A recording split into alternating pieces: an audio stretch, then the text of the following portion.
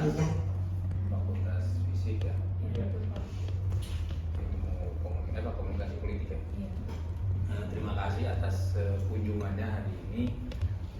Tepat permohonannya kemarin itu jam 10.30. Saya sebelum mulai perkenalan dulu ya. Nama saya Abdul Bahtiar Malopo, tinggal di Cilincing, Rorotan. Sebelah kanan saya ini Pak Arif Budianto. Kalau KPU itu nama Arif banyak. Jadi salah satunya Bapak. Tinggalnya di sebelah Sungai Bambu. Sungai Bambu itu di Pring. Nah, sebelah kiri saya Pak Ibnu Alwan.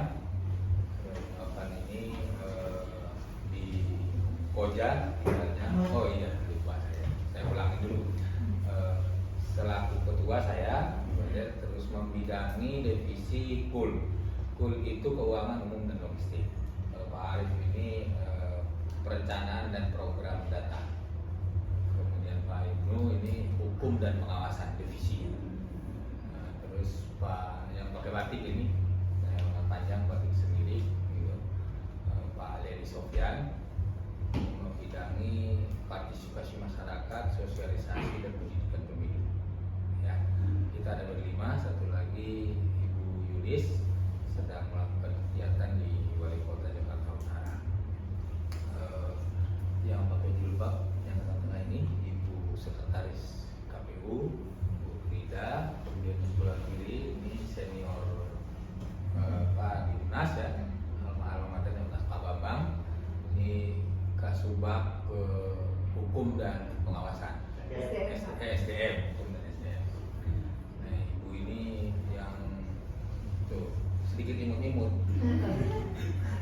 Ibu Linda.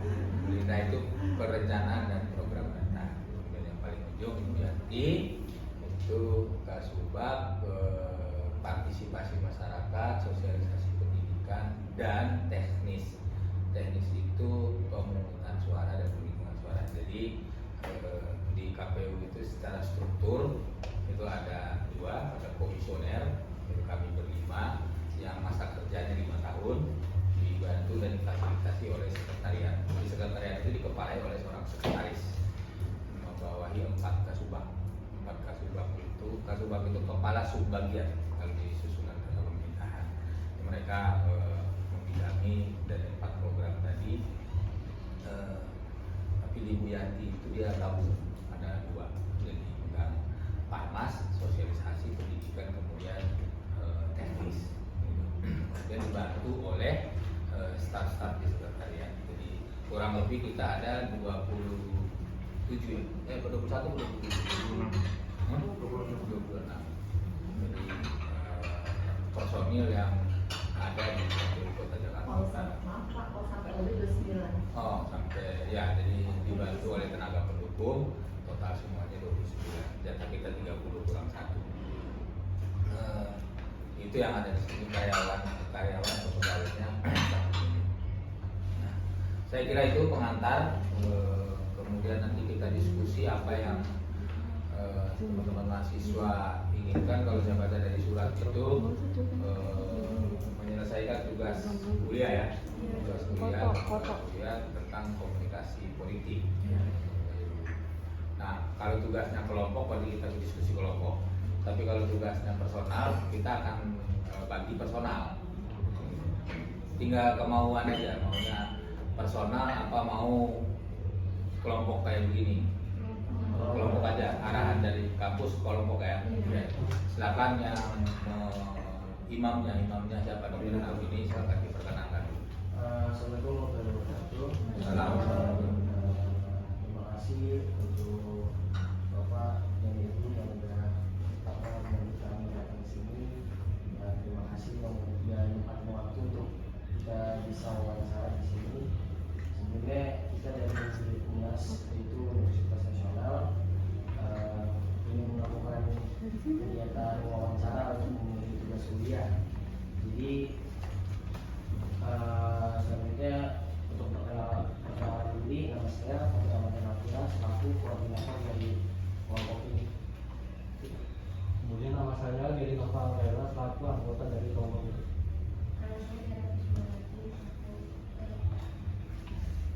Yang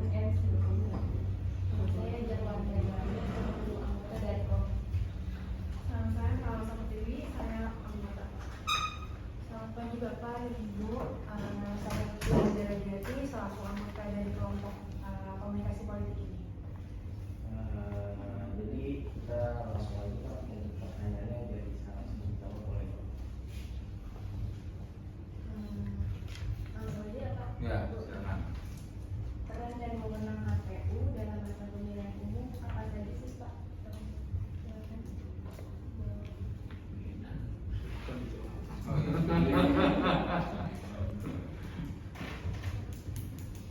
Sudah ada draftnya ya. Pertanyaan. Boleh nggak? Pertanyaan. Saya ngomong dulu Nah, sebelum dijawab sama ketua. Yang melatar belakang adik-adik memilihnya Jakarta Utara. Motivasinya apa? Kan ada Jakarta Selatan yang lebih dekat, ada Jakarta Timur tetangga gitu. Ini dari dosennya. Oh. Jadinya udah ada nama-namanya tuh sama KPU-nya sama Bawaslu-nya. Oh. Bukan karena kita tidak senior terkenal kan? Atau karena ada seniornya gitu. Bukan ini dari dosen. Oke, lanjut. Saya jawabin aja itu aja. Oke, tadi wewenang, jadi ada tiga ya. Ada tiga. Wewenang, tugas, dan kewajiban. Itu di Undang-Undang 7 pasal 12, 13, 14 itu wewenang KPU. Terus saya masuknya begini aja dulu. KPU itu lembaga tetap yang menangani penyelenggaraan pemilu. Itu secara hierarkis terbentuk dari tingkat pusat, itu namanya KPU RI. Tingkat provinsi itu namanya KPU provinsi. Tingkat kabupaten kota itu namanya KPU kabupaten kota. Kalau dulu itu pakai istilah KPUD, sekarang nggak pakai KPUD lagi. Jadi Komisi Pemilihan Umum Republik Indonesia itu tingkat nasional membawahi 34 provinsi. Di masing-masing provinsi itu KPU provinsi. Kalau Pak DKI namanya KPU Provinsi DKI Jakarta. Jakarta Utara itu KPU Komisi Pemilihan Umum Kota Jakarta Utara. Jadi ya hierarkinya itu lembaga tetap. Nah nanti di tingkat kecamatan, tingkat kelurahan itu namanya ada badan edok. Badan edok itu panitia pemungutan, panitia apa? Konsultan. Edok sementara ini di kecamatan itu PPK. Panitia pemilihan kecamatan. Tingkat kelurahan itu panitia pemungutan suara di kelurahan. Terus kelompok yang paling kecil nanti di tingkat TPS itu namanya KPPS. Kelompok pemungutan dan penghitungan suara. Ya KPPS. Jumlah orangnya berbeda-beda. Jadi itu organisasi KPU secara hierarki. Apa tugas dan wewenang? Tentunya tugas dan wewenangnya dia berbeda-beda. Ya, tugas nanti kita kasih. Ini sudah dirangkum oleh Pak Ibnu. Di sini tertera di pasal 12, pasal 13, pasal 14 itu tugas dan wewenang KPU RI. Tugas dan wewenang KPU provinsi itu adanya di pasal 14, 15, 16. Undang-Undang 7. Udah punya Undang-Undang 7 belum? Belum. Nah, nanti download. Iya, nanti download tugas. Karena banyak nih. Kemudian di kabupaten kota juga dia punya tugas yang juga tersendiri. Itu di pasal 17, 18, 19. Jadi pasal 12 itu mengatur soal wewenang, pasal 13 itu mengatur soal tugas, pasal 13 itu dia mengatur soal kewajiban. Nah, salah satunya itu merencanakan program dan anggaran serta menetapkan jadwal. Jadi jadwal pemilu yang kemarin ribut itu, ya, nah itu ditetapkan oleh KPU. Tetapi secara normatif karena dia melahirkan undang-undang atau peraturan atau PKPU, ketentuannya dia harus melakukan konsultasi dengan DPR. Jadi dalam rangka rapat dengar pendapat kemudian diputuskan, itu bukan diputuskan bersama, tapi itu hak prerogatifnya KPU. Hanya saja secara konsultatif KPU harus berkonsultasi dengan DPR dan pemerintah untuk menetapkan jadwal pemilu. Kemudian menyusun tata kerja KPU dari KPU provinsi sampai KPU tingkat kota sampai ke KPPS. Jadi nanti aturan pedoman mainnya badan ini dan sebagainya ada. Kemudian menyusun peraturan KPU untuk setiap tahapan pemilu. Nah, peraturan KPU itu disebut dengan PKPU. Oke? Nanti dibantu teman-teman mengkoordinasikan, menyelenggara, mengendalikan dan memantau semua tahapan pemilu, memutakhirkan data pemilih, ya, memutakhirkan data pemilih dan menyusun daftar pemilih. Kemudian membuat berita acara sertifikasi rekapitulasi dan penghitungan suara serta wajib menyerahkan kepada saksi peserta pemilu, mengumumkan calon DPR, calon DPD dan pasangan calon terpilih. menindaklanjuti dengan segera putusan Bawaslu, mensosialisasikan penyelenggaraan pemilu, kemudian melakukan evaluasi dan melaksanakan tugas lain. Nah, ini disebut dengan tugasnya KPU. Tugasnya KPU itu ada 2, 4, 6, 8, 10, 11 poin. Nah, contohnya begini, dia berbeda di masing-masing tingkatan. Tadi kan mana tadi? Mengumumkan calon anggota DPR RI dan DPD RI oleh KPU RI. Nah, tingkat di provinsi tugasnya dia mengumumkan calon anggota DPRD provinsi. Nah, nanti di kabupaten kota dia mengumumkan calon anggota DPRD kabupaten kota sesuai dengan tingkatannya. Kalau di sini tadi yang lainnya adalah membuat berita acara sertifikasi rekapitulasi. Karena di pusat itu dia merekap. Nah, di provinsi juga merekap, tapi wilayah kerjanya di tingkat provinsi. DKI Jakarta ada berapa kabupaten kota? 5 atau 6? Nah, kotanya 5, kabupatennya 1, 6 ya. Jadi merekapitulasi di provinsi itu merekapitulasi sertifikasi hasil penghitungan suara di tingkat provinsi meliputi kabupaten kota yang 6 tadi ya. Kemudian di kabupaten kota Jakarta Utara itu ada 31 kelurahan, 6 kecamatan. Nah, itu merekapitulasi sertifikasi hasil penghitungan suara di tingkat kecamatan dan kelurahan. Nanti di PPK panitia pemilihan kecamatan itu juga melakukan rekapitulasi. Ya, rekapitulasi tugasnya dia rekapitulasi hasil penghitungan suara di tingkat kecamatan meliputi 31 kelurahan atau meliputi kelurahan yang ada di lingkungan kecamatan tersebut. Contoh Tanjung Priuk berapa kelurahan? Ada 7 ya, 7 ya. Jadi kecamatan Tanjung Priuk 7 kelurahan, merekapnya 7 kelurahan itu. Di PPS nggak ada lagi. Nah, aturan di KPU itu tugasnya PPS tidak melakukan penghitungan atau rekapitulasi, jadi langsung. Nah, KPPS itu tugasnya 2, melakukan pemungutan suara dan penghitungan suara.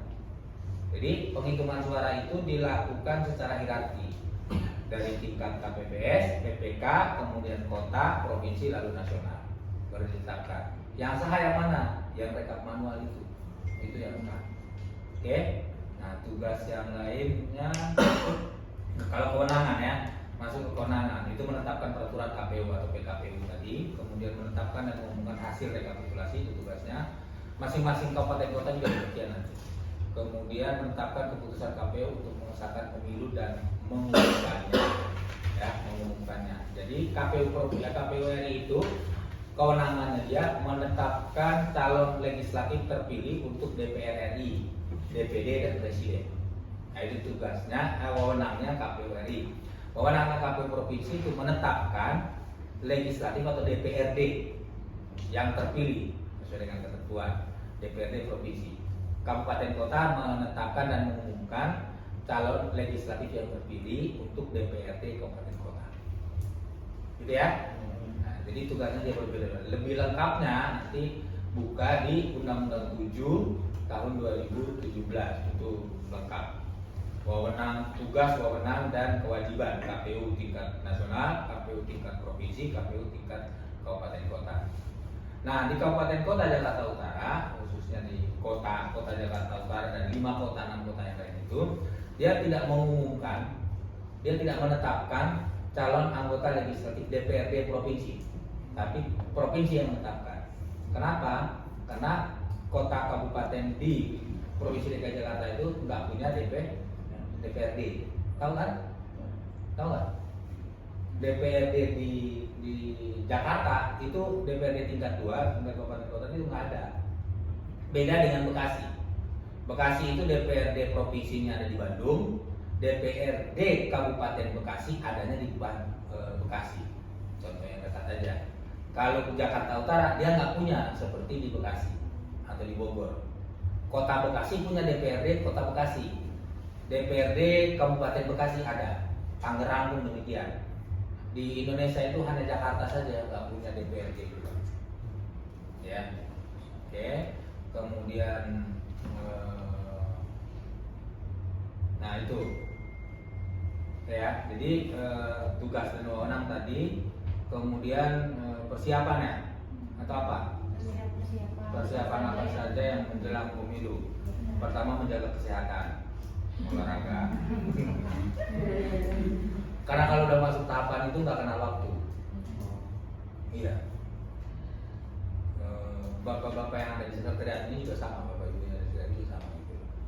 Sekarang itu kita udah berlakukan piket 24 jam. Nggak ada tanggal merahnya. Nggak ada tanggal merahnya, bapak ibu nggak ada tanggal merahnya. Kesehatan pasti, tapi secara teknis persiapannya seperti yang digambarkan tugas wewenang tadi.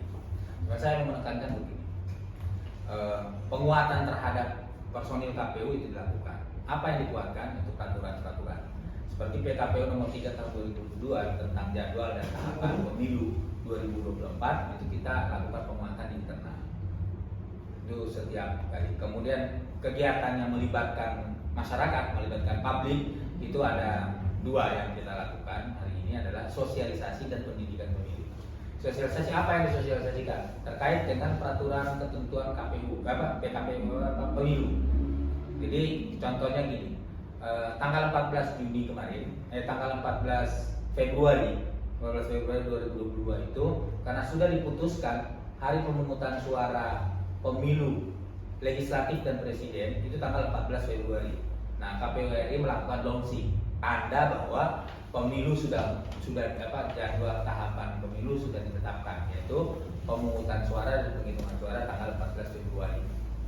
Kita lakukan penguatan, kemudian kita sosialisasikan. Kemarin tanggal 14 Juni ya? Nah, 14 Juni itu penetapan jadwal dan tahapan pemilu. Jadwal tahapan pemilu. Nah, itu yang kita senantiasa lakukan sosialisasi berbagai macam. Kemudian sasarannya juga per segmen masyarakatnya, kita pilah-pilah masyarakat sampai ke SMA, pemilih pemula. Jadi ada pendidikan pemilih, ya pemilih pemula kita berapa kali kita bagi dengan sekolah karena 180 sekian sekolah SMU, ya belum madrasah aliyah. Nah ini kita sudah lakukan 5 kali ya, sudah 5 kali, 6 kali. Tinggal 2 kali lagi kita lakukan itu. Kemudian webinar-webinar itu prinsipnya adalah menyampaikan informasi yang terkait, kemudian melakukan pendidikan pemilih terhadap masyarakat dengan segmentasi. Tujuannya apa? Supaya masyarakat dapat informasi komplit terkait dengan pemilu, kemudian mengajak meningkatkan partisipasi masyarakat ketika pelaksanaan pemungutan suara. Mereka hadir, datang, itu tidak golput. Tujuannya itu. Oke. Nah, ya. Untuk tadi kan kayak persiapannya untuk para pemilih nih, para pemilih. Nah untuk kalau yang kayak petugasnya di TPS itu kan kayak kemarin itu ada kejadian kayak ada yang meninggal Pak, yang petugas TPS sampai kecelakaan itu. Nah itu kalau di sini ada nggak sih Pak kayak penguatan itu ada? Ya, tadi saya sudah jawab sebenarnya. Apa persiapannya? Kita ini ada di sini menjaga kesehatan. Jadi kita makan makanannya juga udah harus steril. Kesehatan kita jaga vitamin. Nah sebelum saya jawab itu, saya kasih informasi dulu. Pemilu serentak 2024 itu dilaksanakan serentak secara nasional. Tahu ya? Seperti halnya 2019. Tapi 2024 itu ada agak berbeda. Berbedanya itu dilakukan 2 kali pemilunya. Satu pemilu untuk memilih anggota legislatif yang terdiri dari DPR RI, DPRD provinsi, DPRD kabupaten kota, DPD dan presiden serta wakil presiden. Jadi 2019 kan sama seperti itu ya. Nah itu kita laksanakan pada tanggal 14 Februari 2024 nanti. Nah nanti pemilu gubernur, pemilihan gubernur dan wakil gubernur provinsi DKI Jakarta atau bupati dan wakil bupati, wali kota dan wakil wali kota selain DKI Jakarta itu dilaksanakan pada tanggal 27 November 2024. Jadi keserentakannya itu adalah dalam 1 tahun, tapi pelaksanaan jeda waktu antara pemilu legislatif dan presiden berbeda dengan pemilihan kepala daerah. Maka istilah yang dipakai kalau pemilu itu memilih anggota legislatif, kalau legislatif itu terdiri dari DPR, DPRD provinsi, DPRD kabupaten kota dan DPD. Eksekutifnya adalah presiden dan wakil presiden. Ya, itu namanya pemilu. Kalau pemilihan itu memilih kepala daerah. Kepala daerah untuk provinsi DKI Jakarta itu hanya gubernur dan wakil gubernur. Kapan milihnya? Serentak secara nasional di tanggal 27 November. Ya. Jadi 2024 itu kita laksanakan. DKI Jakarta kita akan berhadap 4 kotak suara, DPD, DPR RI, DPRD provinsi, presiden dan wakil presiden. 4 kotak nanti. Kalau di luar itu ada 7 kotak. Jadi kita cuma 4 kotak. Nah, bagaimana persiapan dengan petugas-petugas atau petugas-petugas di tingkat TPS, kelurahan maupun PPK. Hari ini kita baru melakukan penguatan secara umum. Penguatan secara umumnya adalah terkait dengan pengetahuan tentang pemilu, informasi tentang pemilu, terkait dengan jadwal dan sebagainya yang saya ceritakan tadi. Nanti pada saatnya ada tahapannya untuk merekrut itu. Tentunya diperketat soal syarat-syaratnya, ya, di PPS itu. Jadi sehat jasmani dan rohani itu pasti dibuktikan dengan surat keterangan dokter atau rumah sakit daerah. Itu rujukannya ke sana. Kalau dia sakit-sakitan ya nggak lulus. Gitu. Lalu usianya juga ada nanti dibatasi. Nah, itu nanti diatur oleh PKPU. Jadi tahapan pemilu itu diatur oleh tahapan jadwal kegiatannya. Nggak bisa sembarangan, gitu ya. Nah, tahapan itu di tahun ini dengan pemilu legislatif tadi itu sudah dimulai tanggal 14 Juni. 14 Juni. Iya benar, dimulai dari 14 Juni 2022. Kenapa 14 Juni? Karena di Undang-Undang 7 tahun 2017 itu menentukan atau menetapkan bahwa persiapan atau pelaksanaan pemilu itu dilaksanakan 20 bulan sebelum hari pemungutan suara untuk pemilu legislatif. Jadi kalau jadwal tahapannya pemungutan suaranya ditetapkan tanggal 14 Februari 2024, maka kita hitung mundur 20 bulan sebelumnya. Sehingga jatuhnya pada tanggal 14 Juni. 14 Juni itu tahapannya mulai. Apa tahapan yang diawali? Tahapan yang diawali itu tadi tugasnya KPU RI tadi mengatur peraturan, menyusun rencana kegiatan, menyusun anggaran. Nah, itu tugasnya KPU. Nanti di tingkat provinsi dan kabupaten kota dimulai dengan pendaftaran dan verifikasi partai politik. Di KPU kabupaten kota itu mulainya nanti tanggal 29 Juli. Pendaftaran partai politik sekarang sudah ada di KPU RI. Nanti di provinsi ke bawah berarti kerjanya mulai di bulan Juli ini nanti itu kita mulai memverifikasi partai politik itu menjadi peserta pemilu. Jelasnya soal KPPS tadi. Jadi nanti kita juga lagi menunggu aturannya. Kita nggak bisa jalan langsung. KPU itu nggak bisa semaunya bangun tidur lah, mulai bentuk PPK enggak. Jadi kampanye juga dia diatur itu oleh peraturan KPU yang namanya jadwal tahapan. Jadi sudah ada tahapan kapan mulainya, kapan berakhir. Badan ad hoc itu PPK itu nanti. Tapi salah satu kita prepare supaya tidak ada meminimalisir musibah, ya, maka seleksinya harus diperketat. Apa seleksi diperketat? Aturannya harus dibuat. Aturannya seperti tadi, umurnya dibatasi, kesehatannya harus diperiksa benar-benar dengan syarat tadi periksa kesehatannya di rumah sakit daerah. Begitu. Jika pemilihan sudah selesai, atau bagaimana proses KPU setempat ke Bawaslu? Apakah dihitung ke KPU terlebih dahulu, baru ke Bawaslu atau gimana? Nah, dilurusin dulu ya. Organisasi penyelenggara pemilu itu ada 3. Komisi Pemilihan Umum, Badan Pengawas Pemilu, dan DKPP. DKPP itu Dewan Kehormatan Penyelenggara Pemilu. 3 itu. Tiga inilah yang disebut dengan penyelenggara pemilu. Punya tugas dan fungsi berbeda-beda. Kalau KPU dengan struktur hierarki yang saya sebutkan tadi, itu tugasnya menyelenggarakan dan melaksanakan pemilihan umum. Itu tugasnya dia. Menghitung suara, ya, bikin kotak suara, itu tugasnya KPU. Tugasnya Bawaslu itu adalah melakukan pengawasan dalam rangka penyelenggaraan pemilu atau pelaksanaan pemilu. Tugasnya DKPP itu melakukan pengawasan terhadap penyelenggara pemilu, baik Bawaslu maupun KPU terkait dengan kode etik. Gitu. Kalau hitung sambil makan mie boleh nggak? Hah? Ya nggak boleh, tertumpah kena surat-suara.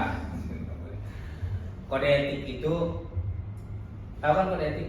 Sudah ada rumusannya tuh di DKPP itu, udah ada aturannya.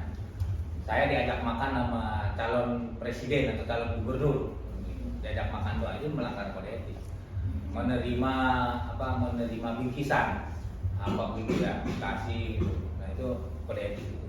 Nah, siapa tugasnya? Jadi mungkin pertanyaannya adalah bukan kita ke Bawaslu-nya. Ya, pertanyaan yang dimaksud itu adalah proses rekapitulasi atau penghitungan suaranya. Nah, tadi kan saya sudah uraikan itu. Penghitungan suara dan rekapitulasi suara itu dilakukan secara berjenjang. Berjenjang itu tugasnya KPPS. KPPS itu di TPS masing-masing. Tahu kan TPS kan? TPS apa? Tempat pemungutan suara, bukan tempat pemilihan. Tempat pemungutan suara. Tempat pemungutan suara itu ada petugasnya. Petugasnya itu KPPS 7 orang ditambah dengan bagian keamanan atau PAMSU. Pengamanan dan ketertiban TPS itu PAMSU. Tugas mereka itu melakukan pemungutan suara. Selesai pemungutan suara baru menghitung suara. Nah, itu tugas di KPPS. Setelah ini kapan dimulainya? Kalau tanggal 14 Februari itu dilaksanakan 2 hari. Pemungutan pada tanggal 14 Februari, penghitungannya mulai di tanggal 14 Februari pukul 13 atau pukul 14 lah. Sampai dengan pukul 00 tanggal 15. Itu jadwal tahapannya 2 hari. Nah, efeknya tadi pertanyaannya, orang puas nggak sih? Gitu, ya kan?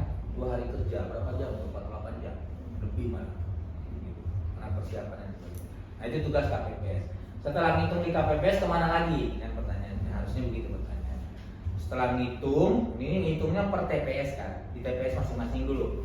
Ngitung kalau pemilu DPR berarti ada berapa partai dihitung. Dihitung suara partai, dihitung suara legislatifnya masing-masing dihitung di situ. Setelah dihitung KPPS baru bergeser di tingkat kecamatan. Karena di tingkat kelurahan tidak dilakukan penghitungan. Hitungnya di kecamatan. Di kecamatan itu merekapitulasi hasil penghitungan suara di TPS masing-masing. Per kecamatan. Jadi contoh Tanjung Priuk. Tanjung Priuk itu ada 7 kelurahan. Nah, 7 kelurahan itu ada berapa TPS?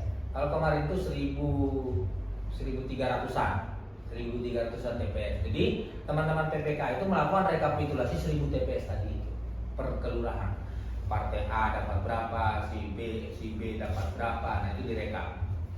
Jadi judulnya adalah merekapitulasi di tingkat kecamatan. Selesai di tingkat kecamatan untuk kota Jakarta Utara itu ada 6 kecamatan, 31 kelurahan. Kalau sudah kecamatan semuanya direkap, baru naik ke tingkat provinsi. Tingkat kabupaten kota. Tingkat kabupaten kota itu melakukan rekapitulasi lagi. Rekapitulasinya basisnya mana? Basisnya adalah kelurahan dan kecamatan. Ya, jadi ada 31 kelurahan dibaca semuanya, lalu di tingkat kecamatan kita rekap 6 kecamatan itu. Selesai di tingkat kecamatan, baru di tingkat provinsi. Tingkat provinsi juga melakukan rekapitulasi. Ya, rekapitulasi sejumlah kota kabupaten yang ada di lingkungan provinsinya. Gitu. Selesai dari situ, berarti kan ada tersekat nanti. DPRD itu langsung ditetapkan, DPRD kabupaten kota ditetapkan oleh kabupaten kota, kabupaten kota. Nanti di provinsi itu menetapkan DPRD tingkat provinsi, rekapnya di situ. Nanti dibawa ke tingkat nasional itu adalah DPRD RI, DPD Presiden dan Wakil Presiden. Nah, tugas dan wewenangnya ada di tingkat nasional ditetapkan. Yang kemarin ribut-ribut itu, ya, nah, sampai berapa hari itu sampai ke sebelum di SK-kan siapa presidennya itu ditunggu dulu aduannya. Sama di provinsi juga begitu. Ada nggak pelanggaran yang dilakukan nanti di tingkat apakah pelanggaran administratif atau pelanggaran pidana atau selisih penghitungan, itu tugasnya berbeda-beda. Kalau pelanggaran administratif itu ditangani oleh KPU atas rekomendasi Bawaslu. Kemudian pelanggaran pidana nanti oleh pengadilan negeri. Nah, kalau perselisihan perselisihan suara itu tugasnya MK. Yang kemarin kita nonton live, ya, kan banyak tuh yang protes orang pintar semua tuh. Jadi itu perselisihan suara presiden dan wakil presiden. Kan pas kita lagi pemilihan suara itu pemungutan suara kan ada quick count gitu Pak. Quick count. Nah dari KPU sendiri ada nggak sih Pak quick countnya? Karena rata-rata dari setiap parpol nih koalisi oposisi atau koalisi yang satu lagi nih yang koalisi pemerintah masing-masing punya quick countnya sendiri atau kayak lembaga pemungutan cepatnya gitu. Nah itu Penghitungan cepat. Penghitungan cepat. Nah itu kita harus percaya nggak sih Pak? Atau kita lebih percaya ke KPU nunggu rekapitulasinya gitu? Yang musrik Percaya sama Tuhan. Percaya sama Tuhan kita ya. Jadi KPU juga punya hitung cepat. Hitung cepat itu namanya situng. Situng itu sistem informasi penghitungan. Sistem informasi penghitungan. Tapi itu tidak menjadi dasar untuk penetapan. Dasar penetapan penghitungan suara itu adalah secara manual. Jadi dari tadi saya ceritain tadi, manual yang berhierarki, berjenjang. KPPS atau TPS, PPK di kecamatan, kemudian KPU kabupaten kota di tingkat kabupaten kota, provinsi, lalu nasional. Itu yang dipercaya, itu yang dipakai dasar untuk menetapkan. Adapun situng atau quick count yang masing-masing tadi itu hanya mengukur aja, itu tingkat akurasinya dan lain sebagainya. Kalau KPU punya itu tidak menjadi dasar untuk menetapkan, tapi itu menjadi media untuk menginformasikan ke masyarakat bahwa hitungan cepat KPU juga sudah ada. Nah, yang dipakai nanti penetapan secara manual tadi. Oke, teman-teman yang lain, Bu Kasep, Bu Dinda, Bu Yanti, Pak Bambang juga nggak apa-apa kontribusi memberikan pikiran. Pak Arif, cut dulu pertanyaannya ya. Bapak ini mau menyampaikan arahan ada? Ya, menambahkan sedikit tadi tentang penyelenggara pemilu. Jadi penyelenggara pemilu tadi sudah dijelaskan ada KPU, Bawaslu dan DKPP. Tadi KPU juga ada dari tingkat pusat sampai dengan tingkat bawah TPS dan KPPS. Di Bawaslu juga ada. Bawaslu juga tingkat nasional. Bawaslu RI mau ikut Bawaslu ya sistem. Oh. Ya, jadi Bawaslu juga tadi sudah disampaikan juga sama Ketua tadi, Bawaslu juga ada di tingkat nasionalnya, kemudian provinsi juga ada Bawaslu, jumlahnya 5 orang tadi ya. Terus kemudian juga nanti ada Bawaslu tingkat kota 5 orang, provinsi 7 orang, tingkat provinsi sama, DKI 7 orang, Bawaslu DKI juga 7 orang, KPU kota 5 orang, Bawaslu kotanya 5 orang. Tingkat kecamatan PPK, kalau di KPU itu PPK namanya, itu 3 orang. Di Panwascam namanya, nanti kalau ada yang tahu ya Panwascam namanya, itu juga 3 orang. Satu tingkat kelurahan itu ada tadi untuk KPU namanya PPS, kalau di Bawaslu namanya PPL, itu 1 orang. Nah nanti di tingkat KPPS, tingkat TPS itu namanya KPPS dari KPU. Nah kalau di Bawaslu juga pengawas TPS itu 1 orang. Nah nanti berharap kita ini adik-adik, saya tanya udah pernah ikut pemilu belum? Nyoblos. Sudah. Kalau Sudah, nyala, rata-rata sudah ya. Artinya begini, belum. Oh belum. Tahun berapa waktu pemilu terakhir dulu? Pas pemilihan umum yang 2019. 2019 Udah. belum cukup umurnya. Oh belum cukup. Yang lain sudah cukup berarti kalau sudah pernah ada. baru Maksud saya, balik. maksud saya begini, adik-adik sekalian, besok ini kita membutuhkan tenaga adik-adik di tingkat KPPS minimal, atau nanti kalau memang ada waktu bisa jadi salah satu penyelenggara di tingkat KPPS. Karena apa? Tadi Tuan sudah sampaikan, menjadi petugas KPPS di tingkat bawah itu kan cuma 1 hari ya, 1 hari. Nah itu bisa menjadi pengalaman pemilu buat adik-adik untuk bergabung di demokrasi kita. Nah saya berharap nanti adik-adik semua nih ya, itu kita butuhkan itu untuk apa? Karena sekarang ini tadi kita sudah sampaikan ada pembatasan umur untuk menjadi tugas KPPS itu maksimal 50 tahun. Nah, dan ini yang tenaga muda sangat dibutuhkan. Kalau di situ nanti bagaimana pengalaman nanti dalam berdemokrasi, menghitung dan seterusnya itu tadi yang sudah disampaikan.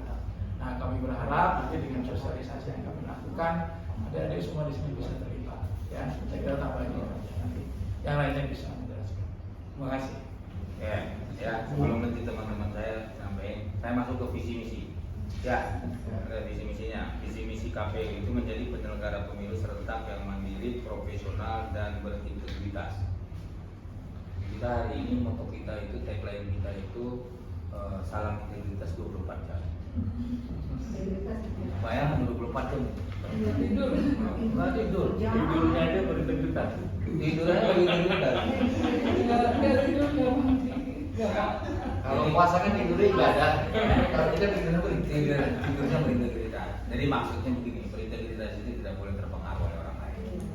Mandiri, ya, profesional. Jadi kita kalau udah masuk tahapan kayak begini itu, jajan di luar itu juga lihat-lihat. Kita sama saudara nih, sama kakak, sama saudara kita lah, makan gitu nanti ada yang foto gitu. Foto nanti dibikin lah, bikin gitu ya. Ini si Pak Arif kemarin ketemu partai Pasido, jadi masalah kode etik. Kemudian informasi hoax, tahun kemarin tahu nggak? Dapat nggak informasinya? 7 kontainer surat suara.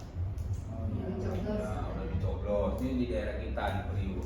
Jadi tantangannya seperti itu. Makanya visinya itu salah satunya lebih integritas. Jadi penyelenggara pemilu itu salah satu prinsipnya adalah integritas tadi. Tidak boleh memihak. Walaupun namanya siapa? Fatur. Oh, Fatir. Fatir punya kakak Fatur. Nyalek gitu kan. Dia jadi KPPS, nggak boleh nambahin suara. Nah itu pelanggaran pidana dan terus tadi ya. Kemudian apa lagi? Misinya itu ada 3 ya. Mandiri memiliki arti bahwa KPU Kota Jakarta Utara bebas dari pengaruh pihak manapun. Tadi udah dijelasin. Kemudian serta transparansi dan pertanggungjawaban yang jelas sesuai dengan peraturan perundang-undangan. Salah satu transparansi itu semuanya adalah proses penghitungan tadi. Kalau di suara ya, jadi kita nggak boleh ngitungnya ngumpet-ngumpet. Di KPPS itu kan terbuka di TPS. Di tingkat kecamatan itu digelar terbuka juga. Di GOR, kalau nggak di GOR, GOR-nya nggak ada di kecamatan, dibuka tenda. Gitu. Nah di kabupaten kota juga sama, di hotel atau di kantor sini, mengundang semua orang, terutama partai politik. Partai politik kita undang, semuanya terbuka, semua orang menyaksikan, bebas mereka protes dan begitu. Kemudian integritas tadi memiliki arti jujur, adil ya, gitu. Nggak boleh bohong, transparansi dan akuntabel. Kemudian profesional memiliki arti berkepastian hukum, berkompeten, akuntabilitas, tertib, terbuka dan seterusnya. Proporsional gitu. Nah itu kepastian hukum itu salah satunya adalah tadi penghitungannya, kemudian ada celah, ada kecurangan yang dilakukan, ada protes apa enggak. Nah itu kita wajib. Nanti rekomendasinya dari Bawaslu. Kalau curang ini gitu, kita proses. Gitu. Apa perlu penghitungan suara ulang atau perlu pemungutan suara ulang? Sangat tergantung pada pengawasan pemilu. Siapa yang mengawasi? Badan pengawas pemilu itu dalam hal ini adalah Bawaslu. Misinya di Jakarta Utara itu misinya itu meningkatkan kompetensi, kemudian menyusun peraturan, meningkatkan kualitas penyelenggara pemilu, mengoptimalkan pemanfaatan kemajuan teknologi, meningkatkan partisipasi dan seterusnya. Ya, jadi terakhir itu meningkatkan kualitas, memanfaatkan teknologi itu salah satunya adalah banyak aplikasi yang dibuat oleh KPU RI atau sistem yang berpusat pada teknologi. Tadi situng itu sistem informasi penghitungan, itu juga sudah online, memanfaatkan teknologi. Nanti pendaftaran partai politik itu juga kita pakai media sipol. Saat ini Sirekap ya Nanti ya itu ya pendaftarannya. Jadi verifikasinya nanti kita pakai sipol itu. Sipol itu daftar syarat-syarat partai politik yang mau jadi peserta pemilu. Dia masukin datanya melalui sipol. Nanti kita verifikasinya ada 2, verifikasi secara administrasi dan verifikasi secara faktual. Dengan medianya sipol tadi. Jadi sipol nanti punya sipol KPU, ada sipol provinsi, ada sipol partai politik, ada sipol Bawaslu. Jadi 3 itu tetap diawasi, gitu ya. Teknologi yang lain adalah soal data pemilih. Data pemilih yang ada di Jakarta Selatan, ada yang tinggal di Jakarta Selatan. Yang Jakarta Timur? Nah, tinggal di mana? Aku jangan dari Depok. Hah? Oh, CBD. Oh, Ke Depok nih Pak. jadi tinggal di mana? Di Selatan. Di Nom. Nah, jadi masing-masing nanti download aplikasi Lindungi Hakmu. Ya, Lindungi Hakmu di Play Store ya, HP ini sekarang ini. Kemudian nanti buka di fitur kota dulu, pilih kota Jakarta Selatan atau kota Depok ya, atau Kabupaten Bogor. Klik di situ, baru nanti masukin nicknya. Kalau masukin nicknya nanti keluar namanya. Kalau ada keluar namanya berarti sudah terdaftar dalam data pemilih. Tapi kalau belum ada, hubungin KPU yang terdekat. Si Fatir di sini nanti coba gitu. Udah daftar belum? Kalau belum daftar nanti kesini lagi bapaknya daftar. Baru balik dulu. Masih muda sih Pak. Ya tahu. Jadi salah satu pemanfaatan teknologi. Kemudian nanti di penghitungan suaranya. Penghitungan suara itu juga media selain daripada situng juga namanya Sirekap. Sirekap itu sistem informasi rekapitulasi. Tapi itu semua tidak menjadi dasar untuk menetapkan hasil pemilu. Dia hanya media untuk memudahkan KPU dengan petugasnya dalam melakukan kerja-kerja pemilu. Bukannya KPU.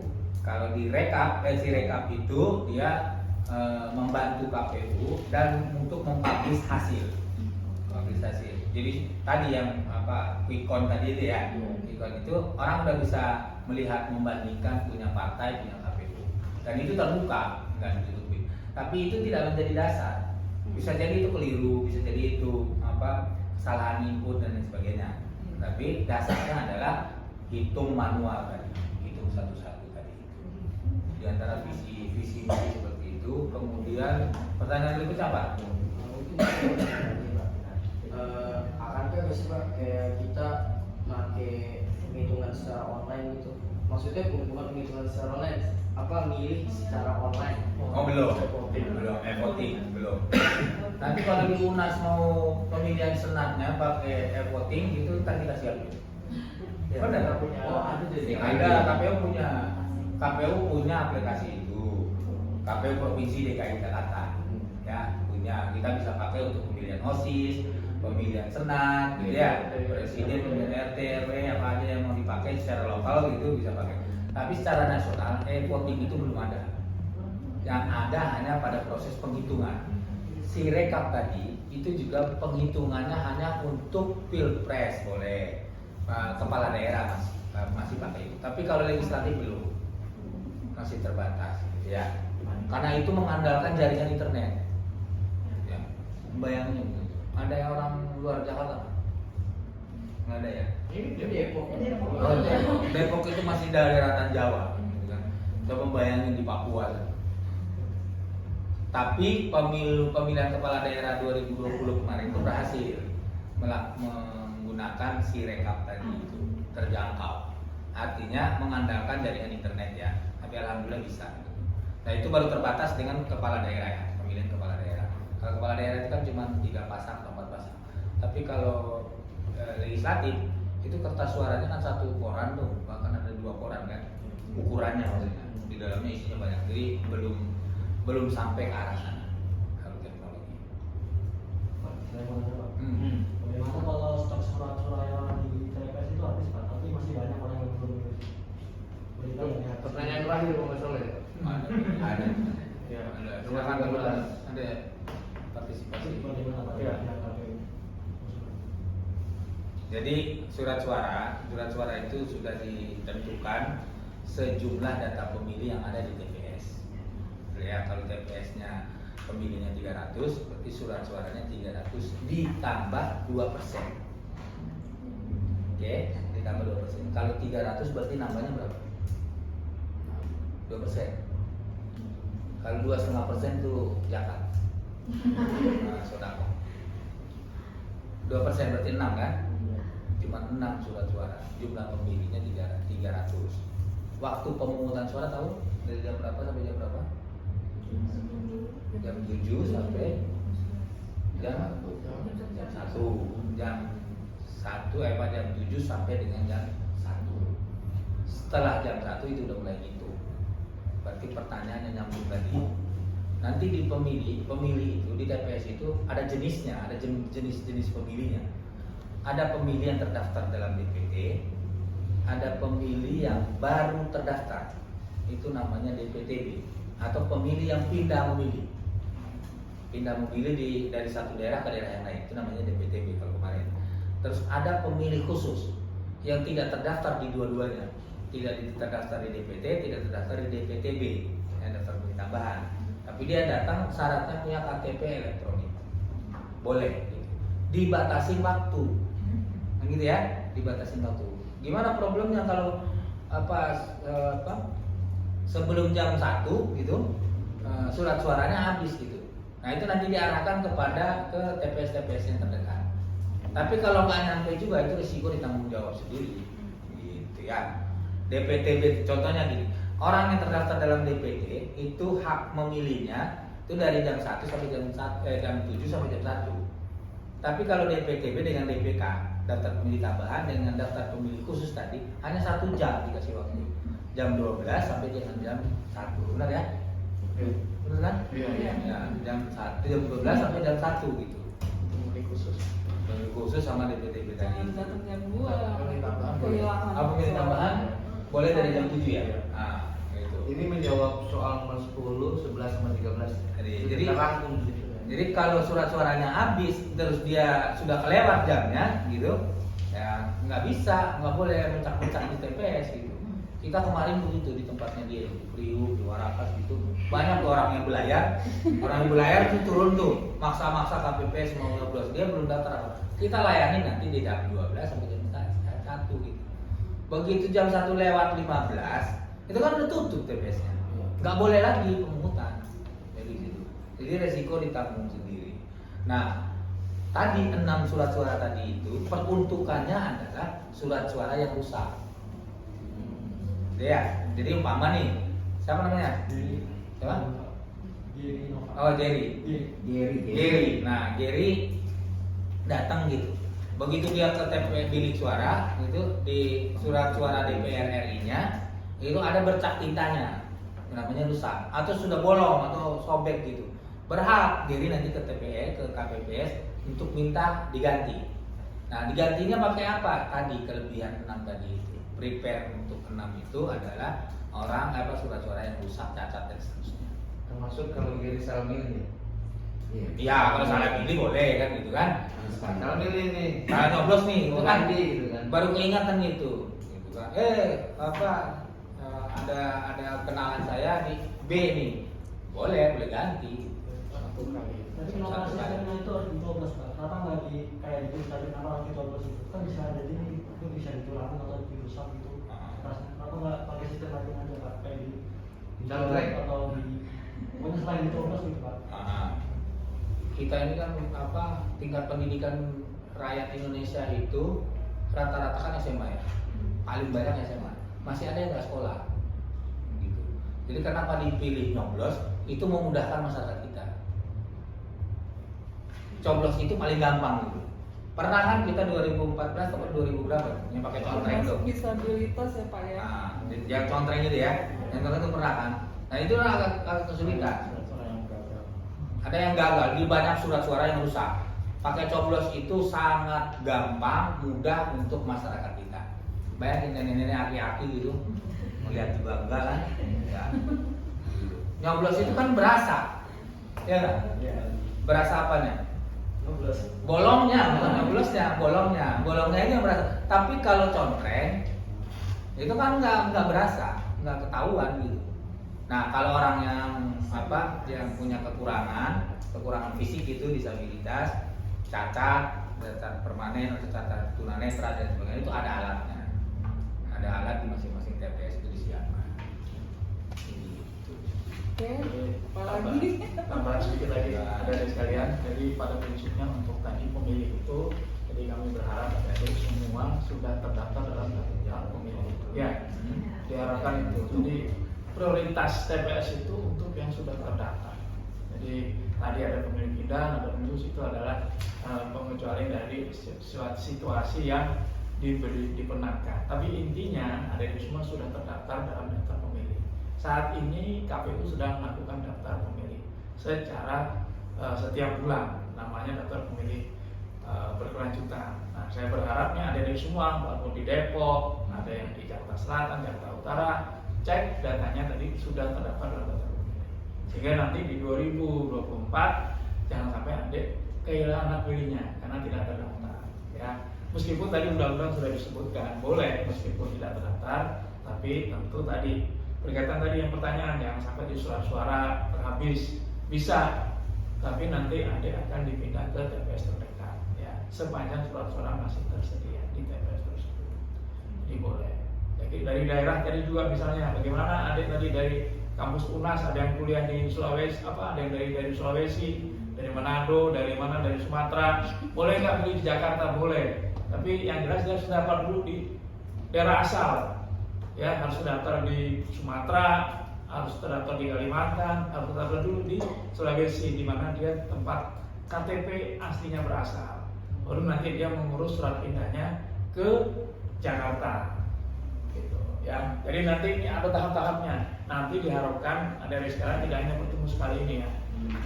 Ada selanjutnya nanti sosialisasi. Ya, nanti bapak yang ini semua bersedia dipanggil untuk UNAS untuk memberikan kuliah umum. Di Jakarta Selatan. Itu poinnya ya. Kemudian pertanyaan lain. Kan ini kejadian juga di keluarga saya. Ayah saya dia domisili KTP-nya itu di Gang Mantri Jakarta Pusat. Oke. Bertinggal di Jakarta. KTP-nya di Jakarta Pusat. Jakarta Pusat. Oke. Gang Mantri 2. Ah. Nah dia pagi dia milih di situ. Di Jakarta Pusat. Jakarta Pusat. Oke. Siang milih di utara. Itu Nah, bisa itu kena pidana. kejadian jadi kayak di Milih namanya utara. tuh muncul kayak suruh milih lagi muncul di Jakarta di Priok ini dia muncul lagi nama ayah saya kayak Terdaftar di dua terdaftar di 2 tempat. Nah itu apakah boleh nyoblos lagi atau enggak? Enggak. Nah, ini terjadi ini benar. Jadi kayak akhirnya cuma yang dipakai yang di Jakarta Pusat aja, yang di Priok Ya. nggak pilih lagi. Gitu. Nah, yang kayak gitu tolong dilaporkan ke kami ya. Besok bawa nomor KTP-nya apa yang aku bawa ini biar diperiksa di sini. Ya, tapi itu ketentuannya kalau misalnya si bapaknya sudah menyoblos di Jakarta Pusat, kemudian dia nyoblos lagi meskipun namanya ada, itu bisa kena pidana karena mencoblos 2 kali. Jadi punya orang hanya boleh menurut haknya 1 kali mencoblos, ya. Nah, itu yang kayak gitu perlu dilaporkan ya ke kami, KPU Jakarta Utara misalnya.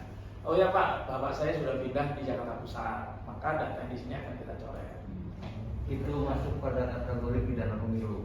Ya, itu kalau Jadi misalnya kemarin pemilu kemarin dengan pemilu sekarang makanya de jure bukan de facto. Kalau de facto itu berdasarkan domisili atau tempat tinggal. Di mana Anda tinggal maka situ TPS Anda. Tapi kalau de jure di mana asal KTP itu. Kalau Anda KTP yang Jakarta Selatan, di Jakarta Selatan, dia tinggal di Jakarta Utara. Jadi bedanya itu ya, de facto sama de jure. Setiap pemilih kan selalu dikasih tinta kan?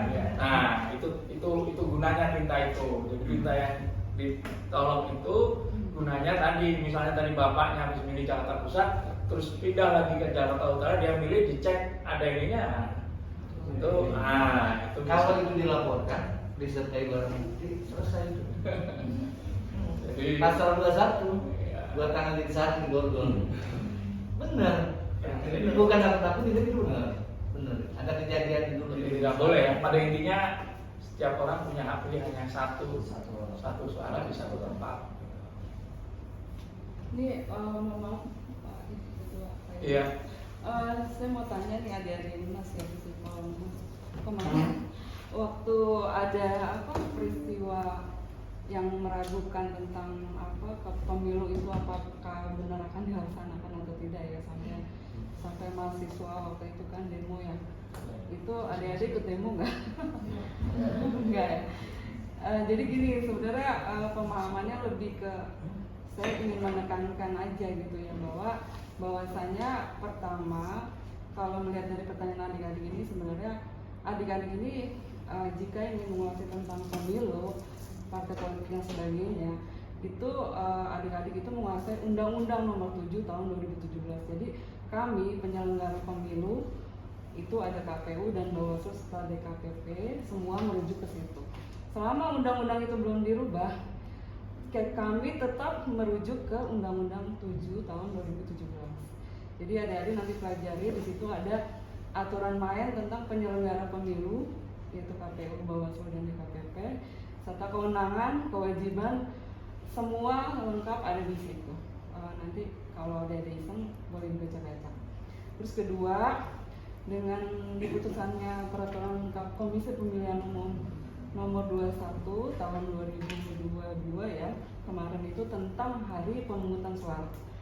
Jadi adik-adik udah tahu belum hari pemungutan suara itu kapan? Pemilu apa dulu? Untuk pemilu presiden dan wakil presiden sudah ditetapkan, juga untuk pemilihan pemilihan kepala daerah. Jadi untuk pemilihan legislatif, pemilu legislatif dan presiden itu pada tanggal 14 Februari tahun 2024. Sedangkan untuk pemilihan kepala daerah sudah ditetapkan tanggal 27 November tahun 2024. Jadi tidak ada keraguan lagi ya, tidak ada diragukan lagi. Jadi pemilu itu saat ini sudah memasuki tahapan persiapan pemilu di tahun 2022 ini, sampai dengan nanti tahap pelaksanaan di tahun 2023 dan pelaksanaan sampai di akhirnya di 14 Februari 2024. Gitu. Jadi mulai 2022 ini 14 Juni tadi yang sudah disampaikan ketua, nah itu sudah dimulai tahapan pemilihan umum dan pemilihan serentak tahun 2024. Itu aja sih saya menekankan ke situ. Jadi ini adik-adik ini kan termasuk pemilih pemula ya. Pemilih pemula ini maksudnya pemilih pemuda dan pemula dan pemilih muda. Jadi adik-adik ini sebenarnya diharapkan ya sebagai agen-agen untuk menyebarkan gitu ke rekan-rekan, terutama teman-teman, minimal lingkungan keluarga, bahwa pentingnya adik-adik kita semua ini aktif berpartisipasi gitu, menyukseskan pemilu, karena pemilih negara yang berdaulat itu tergantung pemilihnya. Jadi kami pun KPU sendiri mempunyai tugas ya melakukan pendidikan pemilih kepada semua segmen ya, termasuk adik-adik, bahwa jadilah pemilih yang cerdas. Kalau jadi pemilih yang cerdas, negara akan kuat. Itu aja sih. Terima kasih.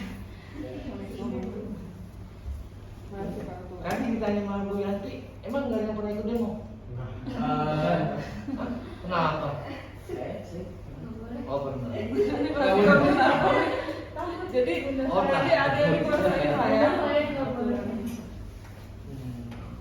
Pak Pandel ini Ketua KPU Jakarta Utara salah satu pelaku sejarah gerakan mahasiswa saat reformasi.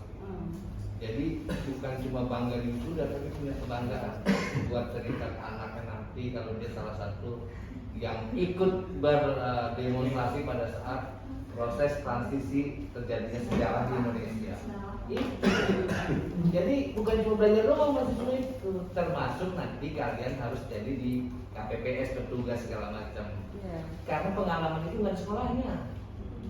Pengalaman itu nggak ada sekolahnya, tapi pengalaman itu yang bikin adik-adik nanti bikin tambah pintar, bikin tambah bagus pergaulannya, wawasannya segala macam. Jadi dari sekarang sudah mulai belajar nih pemilu itu. Belajar berdemokrasi. Biar besok bisa ikut di KPPS. Tentu saja dengan syarat yang ada ya. Jangan warga gang mantri jadi KPPS-nya di Sungai Bambu, jangan.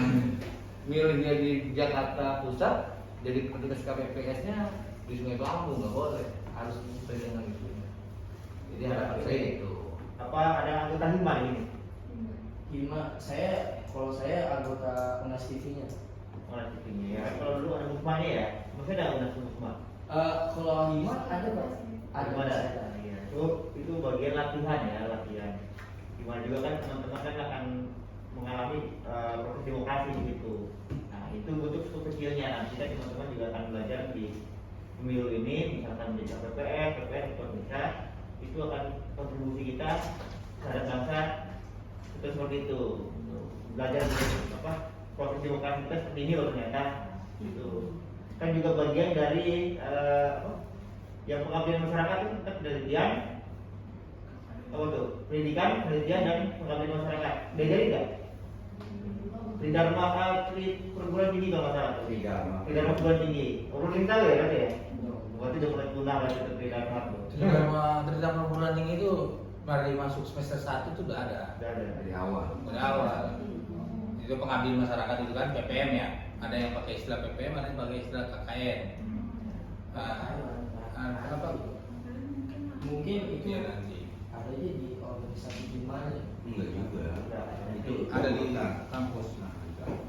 Ada lagi nggak pertanyaannya? Mungkin udah semua terjawab sih Pak. Bener nggak? Lagi. Ada unek-unek yang ini keluarin aja. Pak, Iya. kalau aku kan kita tahu kan pemilihan itu sistem pemilihan itu kan ada 3 kan, pemusyawarah, voting sama aklamasi. Nah, kenapa kalau di negara Indonesia itu lembaga-lembaga negara yang umum itu kenapa lebih sering voting Pak? Kenapa nggak pernah jalan banget itu musyawarah ataupun aklamasi? Voting itu ada 2. Sistem pemilihan itu. Iya, voting itu ada 2. Paham? Voting. Voting itu nggak memberikan suara ya? Iya. Voting itu ada 2. Ada voting tertutup, ada voting terbuka. Kalau voting tertutup itu nulis nama, jadi tertutup tuh. Ada voting terbuka aklamasi, gitu. Yang setuju Pak A siapa? Angkat tangan itu. Itu voting terbuka itu aklamasi. Voting tertutup itu ya seperti pemilihan memberikan surat suara. Jadi kita voting voting tertutup gitu. Nah, kalau soal pemilu dulu jawab ya. Memang diatur sistem pemberian suara kita itu sebut dengan proporsional terbuka. Jadi menggunakan suara memberikan suara tertutup dengan surat suara tadi itu. Nah, terkait dengan lembaga-lembaga negara tadi itu ya demokrasi. Prinsip demokrasinya kan di situ. Jadi kenapa sering voting? Voting itu ada 2, bukan yang dimaksud voting itu bukan hanya aklamasi saja, tapi voting tertutup dan voting terbuka. Makanya kalau rapat-rapat di DPR MPR itu ada yang boleh terbuka untuk umum, ada rapat yang tertutup. Nah, rapat tertutup itu ya bagian daripada demokrasi juga, kan gitu prinsipnya. Ya. Jadi kalau di pemilihan umum yang kita selenggarakan itu kan memilih pemimpin. Caranya bagaimana? Ya itu disebut dengan voting tertutup atau sistem pemilunya diatur oleh PKPU itu dari rujukan dari Undang-Undang Dasar kita itu proporsional terbuka. Itu untuk DPR legislatif. Tapi kalau DPD itu dia berbeda lagi, distrik berwakil banyak. Jadi distrik berwakil banyak itu penghitungan suaranya, penghitungan suaranya. Jadi distrik berwakil banyak itu ranking. Suara terbanyak 1 sampai 4. Gitu. Tapi kalau presiden, pemilihan presiden dengan pemilihan kepala daerah, cara ngitungnya dia berbeda. Kalau presiden itu putaran pertama dia memperoleh suara 50% plus 1 dan tersebar di setengah provinsi, maka menang orang itu, pasangan. Tapi kalau tidak ada yang mencapai 50% plus 1, maka dilihat suara terbanyak pertama dan suara terbanyak kedua. Dilakukanlah putaran kedua. Tapi kalau pilkada enggak.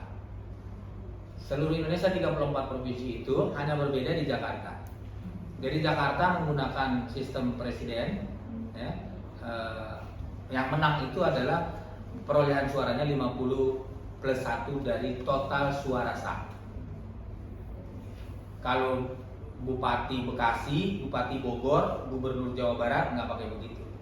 Makanya potensi putaran pertama, putaran kedua itu ada 2 kali pemilihan itu di presiden dan di Jakarta.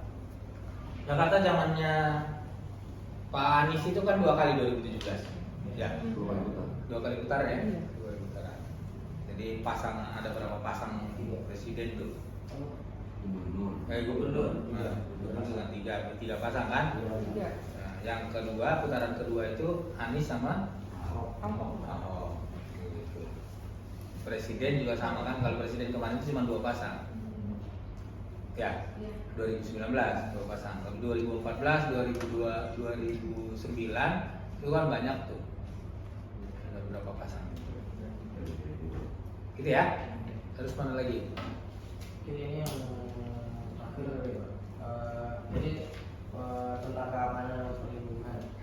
Jadi kejadian yang kayak di TPS yang di Priok nih, ada kayak orang di depan pintu masuk mau ke TPS, kayak di aduk kita. Lu mau dulu nggak? Nanti milik ini akan gede. Kalau saya diajarin sama saya, udah ambil aja duitnya, tapi milihnya sesuka kamu aja. Rezeki ini ya. Ada rezeki jangan ditolak. Rezeki nggak boleh ditolak. Nah, jadi semisal dia tertangkap nih, terus dia nunjuk saya, kayak dia juga Pak, dia ikutan, dia yang nyoblos, dia dapat duitnya nih yang gocap ini. Nah, apakah saya akan kena pidana juga? Karena saya ngambil duit barang bukti kan jatuhnya itu. Ada, tapi pilihan saya itu bukan mengacu dari omongan dia. Nah, itu gimana? Itu tergantung niat. Betul. Saya jawabnya dari perspektif agama dulu, ya. Orang yang menerima dan memberi itu hukumannya di neraka.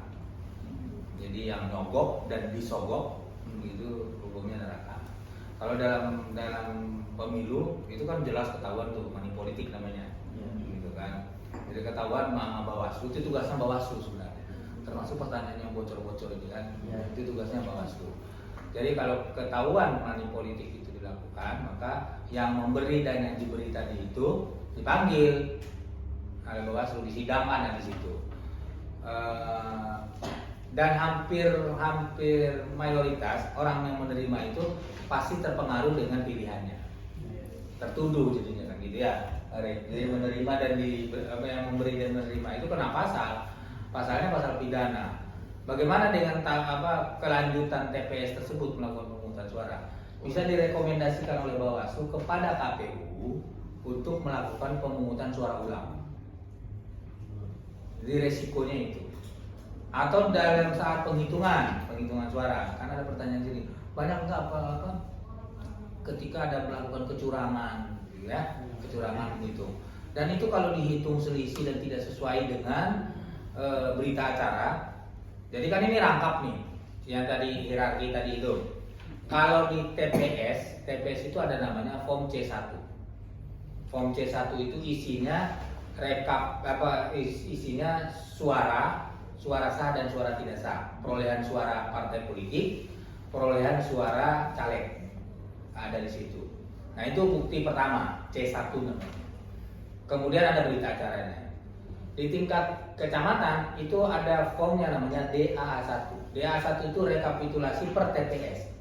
Kemudian nanti ada DA1. DA1 itu form yang rekapnya per kelurahan, gitu ya, per kelurahan, ujungnya nanti kecamatan. Di tingkat kota itu formnya DB1, isinya itu per kota kabupaten. Isinya per kecamatan. Nanti di provinsi isinya kota kabupaten. Jadi ketika penghitungan suara di kecamatan yang rekap DA1 itu ada ketidaksesuaian jumlah suara partai A, umpama dia suaranya 100, ditulis 100, ditulis 100.